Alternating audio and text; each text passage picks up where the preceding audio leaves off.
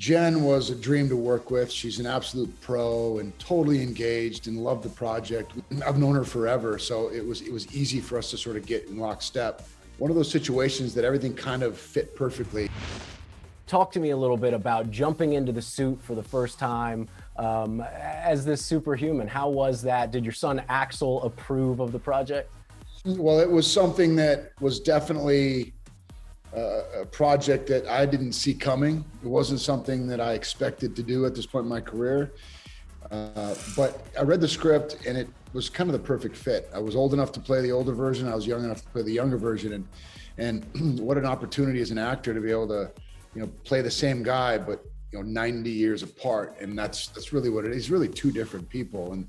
And so getting into that superhero suit for the first time was empowering, to say the least. That muscle suit, man, that's no joke. 90 years. 90 years, and what do we have to show for it? We've made a difference, Shell. What was the physical training like for this type of stuff? And what was the makeup chair process like? Well, there was a lot of training that went involved. I think everybody on the cast had a pretty strict regimen that they had us on, and it was great because how often do you have to go to the gym? Normally you have to go do it of your own volition, but here we had to do it. So I wish I had that same sort of regimen all the time. I'd be in excellent shape. But as far as the process of getting into that get up every day it was a lot. I think we got it down to about an hour and a half. You have the prosthetics, and you got the aging makeup and the beard and the wig and then the suit. And it's always interesting to walk onto the set in the morning before you have all the stuff on to do rehearsal or whatever. And nobody really gives two looks, but then you walk in as the utopian and you're imposing figure. So, it was fun until I had to take it off and I got back to my own sort of, skinny, gangly self. Listen, do you feel at all like you got a glimpse into the future with the aging process? I hope I look like that when I'm 120 years old. But yeah, it was that long gray, Moses / Santa Claus look that I loved. It was like this old hippie in a weird way. It's like he'd kind of given up, trying to keep up his clean cut superhero look and just sort of went for the Grateful Dead look. I could tell you this, Josh. I work in a office full of powerful, badass women, and they all love you with long gray hair. I'm just going to tell you. Oh, they do? Right. Well, there you go. Maybe I can grow it. I mean, I've tried growing my hair like that before, and it never turns out like that. I'll tell you that much. It'd be perfect if you're joining a band for sure. Yeah, it's like the Allman Brothers or something. Totally. In a super suit. Yeah. Now, listen, you're a fierce father, right? In the series, you're by the books, by the rules. How does your personal parenting style compare to the show? Are you strict at home? Are you channeling your real life paternal side on this show, or is it two different things? Well, I think that this show is, for me, a cautionary tale in a lot of ways, because myself and Sheldon Sampson, the Utopian, are very similar in that we're both very ambitious. We both,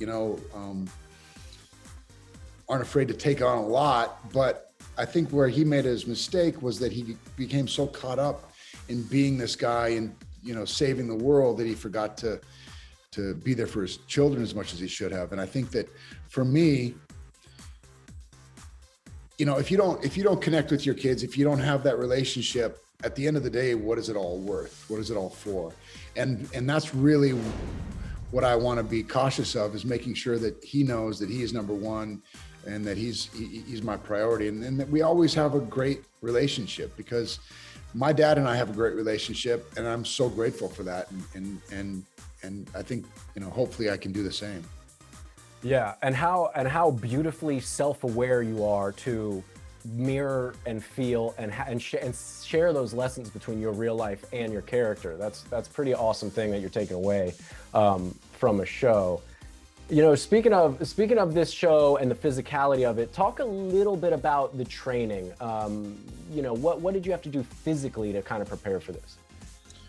Well, there was a lot of training that went into it. Like I said, we had every day we were scheduled to go in for 2 hours, and we trained really hard. You know, all of us tried to get into the best shape we could. But you know, mentally for me was more the fun part was getting in shape. I love doing that, especially when I'm sort of told to go do it. It's the mental prep that it took to get into this guy's headspace. You know, in the origin story, he's in his 30s, right after the crash of 29, and witnesses, you know, his father tragically die in front of him, and it throws him into this psychological tailspin.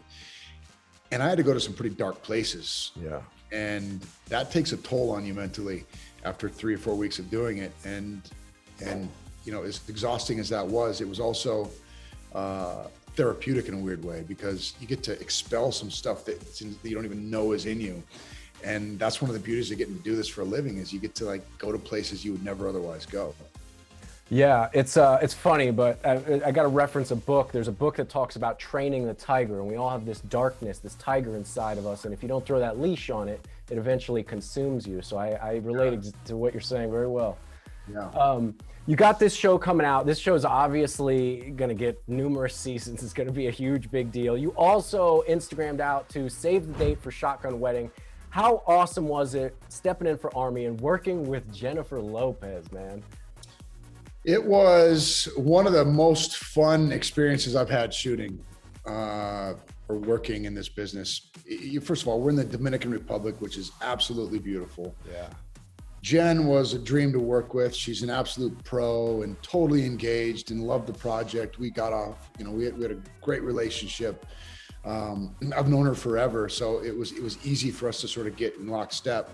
And you know, the crew, the cast, we got a great cast. Jason Moore, the director, it was just one of those situations that everything kind of fit perfectly, and I'm very proud of the way it turned out, and I can't wait for it to all come together. Yeah, I mean, the picture you Instagrammed out had us all like, man, I can't wait to see this thing. It's an interesting shot. Listen, I'll let you get out of here in a second. Talk to me real quick about one more Instagram post. Are you still auditioning for boy band members?